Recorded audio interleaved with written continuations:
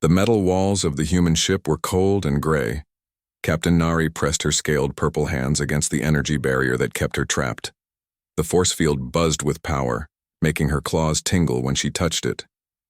She had been in this small room for 3 days now. 3 long days since her ship was destroyed and her crew died. Nari was tall, even by human standards.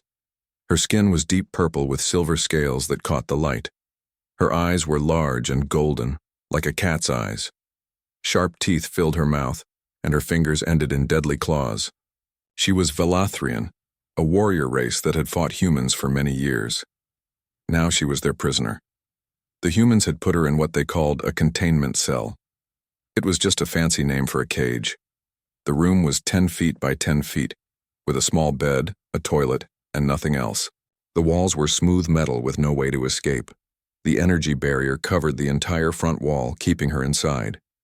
Every few hours, humans would come to look at her. They wore white coats and carried small computers. They would point at her and talk in their strange language. Nari knew some human words, but not many. She could tell they were studying her like some kind of animal in a zoo. The worst part was the pain in her head. Behind her neck, right at the base of her skull, was a small metal device. All Velathrian soldiers had them.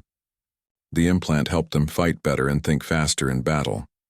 But something was wrong with hers. It burned like fire and made her angry all the time.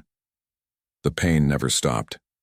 When the humans first captured her, she had tried to break free.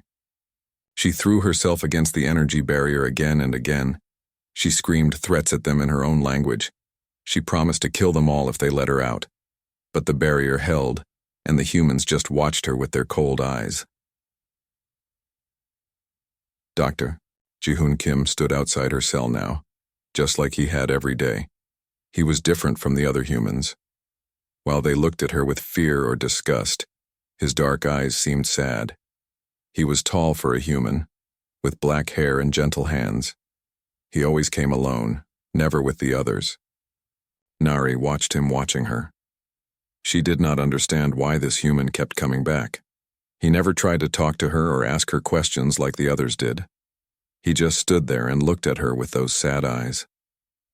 The pain in her head got worse. It felt like someone was pushing hot needles into her brain. Nari grabbed her head and growled. The implant was getting worse each day. Soon, it might kill her, but she would rather die than show weakness to these humans. Ji-hoon saw her pain. He had been watching her for 3 days, and he noticed things the others missed.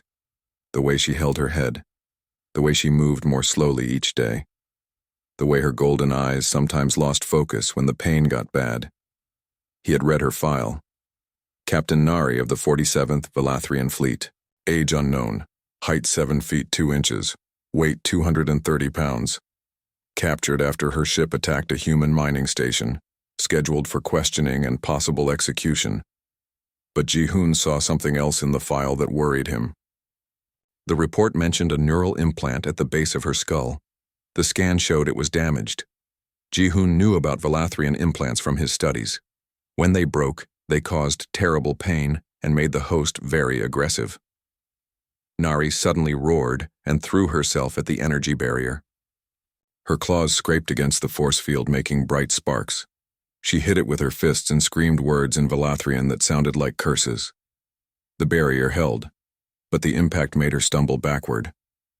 Most humans would have stepped back or called for guards.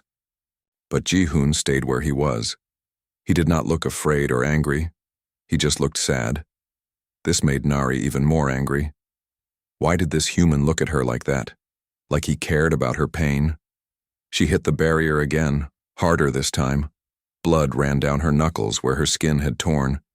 But she did not stop. The pain in her head was driving her crazy. She needed to fight something, to hurt something, to make the burning stop. Ji-hoon watched her hurt herself and made a decision. He touched the communication panel next to her cell. "Commander Minho," he said into the speaker. "I need to talk to you about the prisoner." "What about her, Doctor?" came the reply. "I think she's sick. Her neural implant appears to be malfunctioning. She needs medical attention." There was a long pause. "She's a war criminal, Ji-hoon. She killed 37 people at the mining station. She might have killed them because she was in pain. The implant damage could be making her aggressive. If we can fix it, she might be able to answer our questions. Another pause. I'll think about it, but stay away from her for now. She's dangerous. Ji-hoon turned off the communication and looked back at Nari. She had stopped hitting the barrier and was sitting on her small bed, holding her head in her hands. Her shoulders shook, but he could not tell if she was crying or just in pain. For 3 days he had watched this proud warrior suffer. Tomorrow he would do something about it, even if it meant disobeying orders. Sometimes being human meant taking risks to help others, even when those others were supposed to be your enemies. Nari looked up and saw him still standing there. For just a moment their eyes met through the energy barrier. Then she turned away, not wanting him to see her weakness. But Ji-hoon had already seen everything he needed to see. The next day would change everything for both of them. The next morning, Ji-hoon stood outside Commander Minho's office. His hands were sweaty, but he knew what he had to do. He knocked on the door and waited. "Come in," called a voice from inside. Commander Minho was a stern man with gray hair and sharp eyes. He had fought in many battles against the Valathrians. His desk was covered with reports about the war and pictures of destroyed human ships. He looked up when Ji-hoon entered. "What can I do for you, Doctor?" Ji-hoon took a deep breath. "I want permission to examine the prisoner. Her neural implant is damaged and it's causing her severe pain. That's why she's so aggressive." Minho leaned back in his chair. "She killed 37 innocent miners, Ji-hoon. Men and women who were just trying to make a living. Why should we help her? Because if we fix the implant, she might be able to give us useful information. Right now, she's too angry and confused to answer questions. The pain is making her crazy. It's too dangerous. These Valathrians are killers by nature. Even without the pain, she would try to hurt you." Ji-hoon had expected this answer. "Sir, I've been studying her for 3 days. I think there's more to her story than we know. Something about that attack doesn't make sense." Minho frowned. "What do you mean?" "Valathrian ships never attack alone. They always travel in groups of at least 5 ships. But her ship was by itself. And the mining station was too small to be worth a full military assault. Why would they send a captain to attack such a small target?" The commander was quiet for a moment. "You think it was a trap?" "I think someone wanted her ship to be destroyed. Someone who knew humans would be there to capture or kill her." Minho stood up and walked to the window. Outside, stars moved slowly past as the ship traveled through space. "Even if you're right, it's still too dangerous to get close to her. I'll wear protective gear. I'll have guards with me, but I need to examine that implant. If we can help her, she might tell us who set up the trap. That information could save human lives." After a long pause, Minho nodded. "Fine, but if she tries to hurt you, the guards will shoot her. Do you understand?" "Yes, sir. Thank you." 2 hours later, Ji-hoon stood outside Nari's cell again. This time he was not alone. 2 armed guards stood behind him, their weapons ready. Ji-hoon wore a protective vest, but he had refused the full armor the guards wanted him to wear. He needed to move freely to examine the implant. Nari sat on her bed, her head in her hands. The pain was worse today. She could barely think through the burning sensation in her skull. When she heard footsteps, she looked up and saw the strange human doctor approaching her cell. "Stand back, prisoner," one of the guards called out in broken Valathrian. Nari slowly stood up. She was much taller than any of the humans, and her golden eyes glowed with pain and anger. But today, something was different. The doctor carried a small medical scanner and wore no helmet. His face was calm and unafraid. The energy barrier flickered and disappeared. For the first time in 3 days, nothing stood between Nari and her captors. The guards raised their weapons, ready to fire. But Ji-hoon stepped forward into the cell. "Stay back," he said quietly to the guards. "Let me try." Nari watched in surprise as the small human walked toward her. She could kill him easily with one swipe of her claws. The guards knew it too. Their fingers twitched on their triggers. But something about the doctor's calm manner made her hesitate. Ji-hoon stopped 3 feet away from her. He was so much smaller than she was. The top of his head barely reached her chest.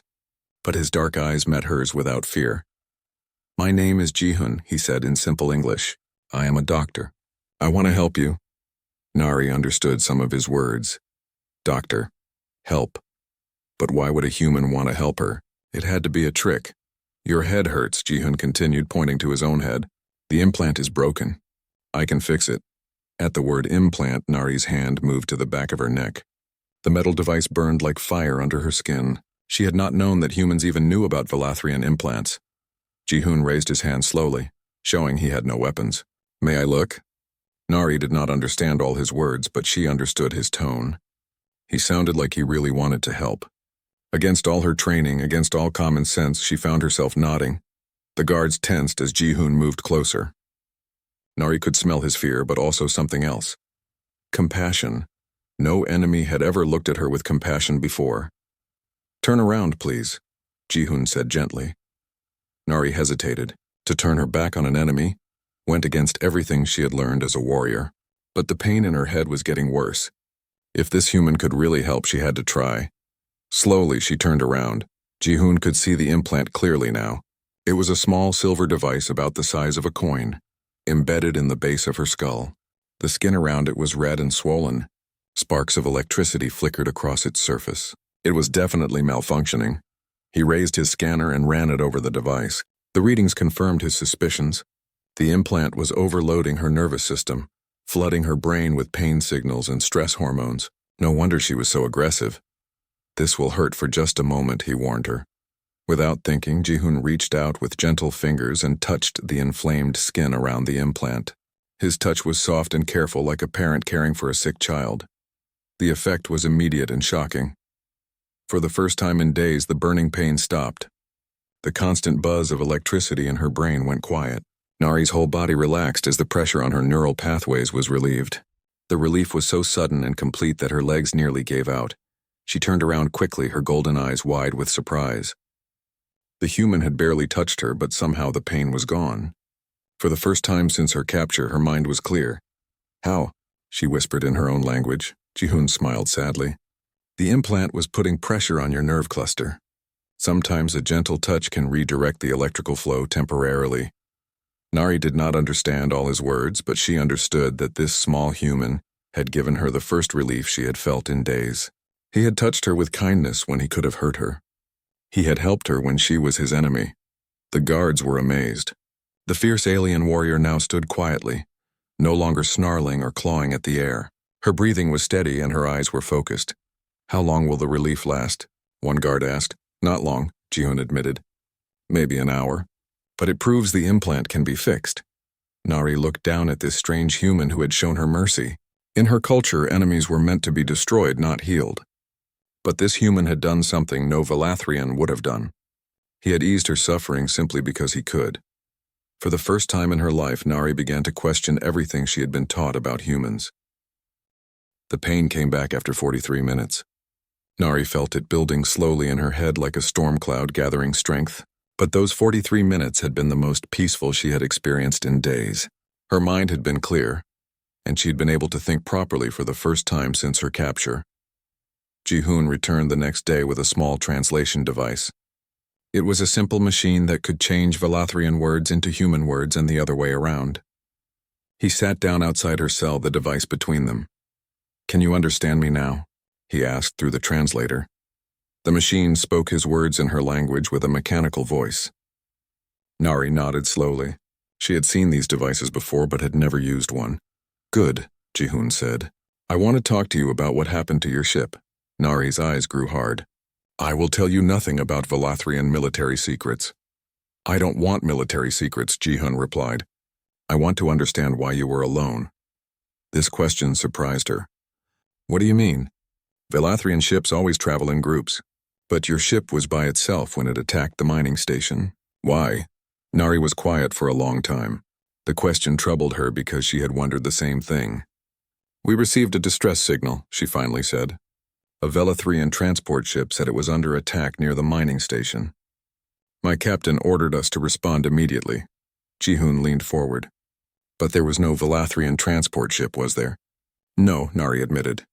When we arrived, there were only human military ships waiting for us. It was a trap. Who sent the distress signal? I don't know. The message came through proper military channels. It seemed real. Nari's voice grew angry. Someone wanted my ship destroyed. Someone wanted my crew dead. Ji-hoon nodded. This confirmed what he had suspected. What about the mining station? Did you really attack it? Nari's hands clenched into fists. We never meant to hurt civilians. When we realized it was a trap, we tried to escape. But the human military ships were blocking our path. The only way out was past the mining station. So you attacked it to create a distraction? We fired warning shots to make the miners run away. We did not want to hurt them. But our weapons were damaged in the first attack. Some shots went where we did not aim them. Nari's voice became quiet. People died because of our mistakes. Ji-hoon could hear the guilt in her voice. This was not the behavior of a cold-blooded killer. This was someone who had been forced into a terrible situation. "Why should I believe you?" he asked. Nari looked at him through the energy barrier. "Because you have already shown me mercy. You could have left me in pain, but you helped me. I will not lie to someone who has been kind to me." Over the next hour, they talked more. Ji-hoon learned that Nari had been a ship captain for 8 years. She had fought in many battles against humans, but she had never attacked civilian targets before. She followed military rules strictly and cared about her crew like they were family. Nari learned that Ji-hoon was not a soldier. He was a scientist who studied different alien species. He had joined this ship to learn about Valathrian biology, not to fight wars. He had never killed anyone in his life. "Why do you care what happens to me?" Nari asked. "I am your enemy." Ji-hoon was quiet for a moment. "My job is to understand different species. I have learned that most conflicts come from misunderstanding, not from evil. When I see someone in pain, I want to help them, even if they are supposed to be my enemy." That is a strange way of thinking for a human. Maybe, but I believe that healing is always better than hurting. The conversation was interrupted when the ship's alarm began to sound. Red lights flashed in the corridors and Ji-hoon could hear running footsteps outside. "What is that?" Nari asked. Before Ji-hoon could answer, Commander Minho's voice came over the ship's communication system. "All crew to battle stations. We are under attack by unknown vessels." "This is not a drill." Ji-hoon stood up quickly. "I have to go." "Wait," Nari called out. "What kind of ships are attacking you?" "I don't know. Why?" "Because if they are the same people who sent the fake distress signal, they might be coming to make sure I never tell anyone the truth." This thought had not occurred to Ji-hoon. "What do you mean?" "Think about it. Someone wanted my ship destroyed. Someone wanted humans and Valathrians to keep fighting. If I prove that the attack on the mining station was a setup, it might stop the war." The ship shook as weapons fire hit its shields. Ji-hoon could hear explosions in the distance. "Whoever is attacking you does not want peace," Nari continued. "They want the war to continue." "Why would anyone want that? War makes some people very rich. Weapons dealers, mercenaries, pirates. If humans and Valathrians make peace, these people lose money." Another explosion rocked the ship, stronger this time. The lights flickered and dust fell from the ceiling. "Your ship is not built for war," Nari observed. "It is a research vessel. You cannot fight off a real attack." Ji-hoon knew she was right. His ship had only light weapons and weak shields. It was designed for scientific missions, not battle. "I could help you," Nari said quietly. "What?" "I am a military captain. I know how to fight ship battles. If you let me out of this cell, I could help your crew defend this ship." Ji-hoon stared at her in shock. "You want to help us? But we're your enemies. You helped me when I was in pain. You listened to my story when others would not. Maybe humans and Valathrians do not have to be enemies." The ship shook again, harder this time. An emergency voice announced that the shields were failing. "I have to talk to the commander," Ji-hoon said. "There is no time," Nari replied. "Your ship will be destroyed soon. You must choose now. Do you trust me?" Ji-hoon looked at this alien warrior who had been his prisoner just hours ago. Everything in his training told him she was dangerous. But his heart told him something different. She had answered his questions honestly. She had shown regret for the deaths at the mining station, and she was offering to risk her life to save his ship. "If I let you out, how do I know you won't try to escape?" "Where would I go? My ship is destroyed. My crew is dead. If your ship is destroyed too, I will die here with you." Another explosion, closer this time. The energy barrier flickered for a moment before stabilizing. Ji-hoon made his decision. He reached for the control panel that operated Nari's cell. His hand hesitated over the release button. "Promise me you will not hurt anyone on this ship." "I promise. We will face this enemy together." Ji-hoon pressed the button. The energy barrier disappeared with a soft hum. For the first time in 4 days, Captain Nari was free. Nari stepped out of her cell for the first time in 4 days. Her legs were weak from sitting so long, but her mind was sharp. The pain in her head was back, but she could think through it now that she knew what was causing it. Ji-hoon led her through the ship's corridors toward the bridge. Other crew members stared in shock when they saw the alien prisoner walking free beside the doctor. Some reached for their weapons, but Ji-hoon quickly explained that she was there to help. The ship shook violently as another blast hit the shields. Nari had to grab the wall to keep from falling. She could tell from the sound and feel of the impact that the attackers were using heavy military weapons. This was not a pirate raid or a random attack. Someone wanted this ship destroyed. When they reached the bridge, Commander Minho spun around in his chair with fury in his eyes. "Dr. Kim, what is the meaning of this? Why is the prisoner on my bridge?" "She offered to help us fight, sir. She knows military tactics." "Absolutely not. Get her back to her cell immediately." Before Ji-hoon could reply, the weapons officer called out, "Commander, shields are down to 30%. We can't take much more of this." On the main screen, Nari could see their attackers, 3 ships that she did not recognize. They were sleek and black with no national markings. "Professional mercenary vessels designed for killing. May I?" Nari asked, pointing to the tactical display.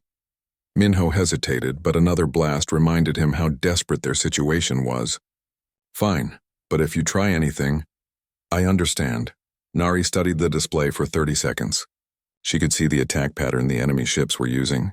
It was efficient but predictable. "Your ship is faster than theirs," she said.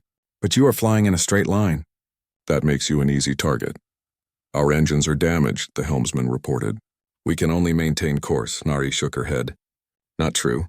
You still have maneuvering thrusters. Small movements can throw off their targeting." She pointed to the screen. "See how they are flying? They expect you to run away in a straight line. But if you turn suddenly toward them, they will not be ready." "That's suicide," Minho protested. "They have bigger guns than we do." "Yes, but they are spread out to cover all escape routes. If you fly directly at the center ship, the other 2 cannot fire without hitting their ally." The ship shook again. The lights flickered and went out for a moment before emergency power kicked in. "Shields at 15%, the weapons officer announced. Minho looked at the tactical display, then at Nari, then back at the display. She was right. The enemy formation was designed to catch a fleeing ship, not to deal with a direct attack. "If we fly at them, we'll be destroyed," he said.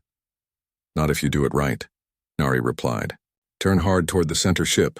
When they panic and break formation, use your smaller size to fly between them. Then run for that asteroid field." She pointed to a cluster of space rocks shown on the edge of the display. "Hide in there.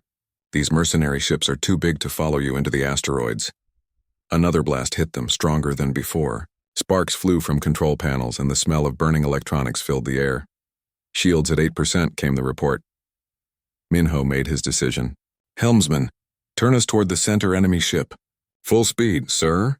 "Do it now." The ship turned sharply to the right. On the screen, the 3 enemy vessels grew larger as the human ship flew directly toward them.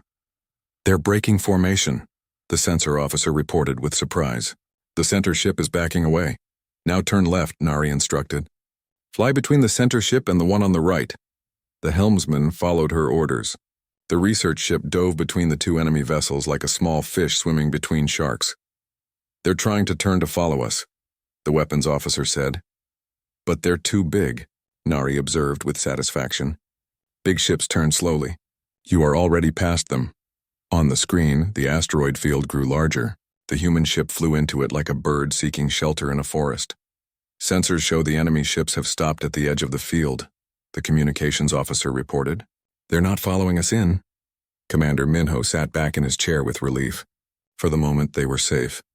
"How did you know that would work?" he asked Nari. "Because I have fought many battles. Mercenaries are predictable. They like easy targets, not risky fights." A young crew member named Yuna was working at a damaged control panel when sparks suddenly erupted from it. The electrical explosion threw her backward and she hit her head on the floor. Blood ran from a cut on her forehead. Without thinking, Ji-hoon ran to help her. But as he knelt beside Yuna, another damaged panel began to spark. This one was larger, and the electrical fire was spreading toward a fuel line. "Everyone get back," Minho shouted, but Ji-hoon stayed with the injured crew member. He was trying to stop her bleeding and could not move her safely. Nari saw what was happening. The fire was about to reach the fuel line, which would cause an explosion that could kill them all. Ji-hoon was too focused on helping Yuna to notice the danger. Moving faster than any human could, Nari leaped across the bridge. Her long arms reached the damaged panel, and she tore the burning components away from the fuel line with her bare hands. The hot metal burned her scaled skin, but she did not let go until the fire was out. "Medical team to the bridge," Ji-hoon called into his communicator. Then he looked up at Nari, who was examining her burned hands. "Thank you," he said simply. Nari nodded. She had risked her own safety to protect humans who had been her enemies just hours ago. She was not sure why she had done it, except that it felt right. The medical team arrived and took Yuna to the hospital section of the ship. Her injuries were not serious, but she needed treatment. "Why did you save her?" Commander Minho asked Nari. "Because she was hurt," Nari replied. "And because Dr. Kim was trying to help her." "But we're your enemies." Nari looked around the bridge at the human crew members. They had followed her advice and trusted her enough to change their battle plan. Ji-hoon had risked his career to help her with her pain. These humans had shown her something she had never expected to see from enemies. "Maybe we do not have to be enemies," she said.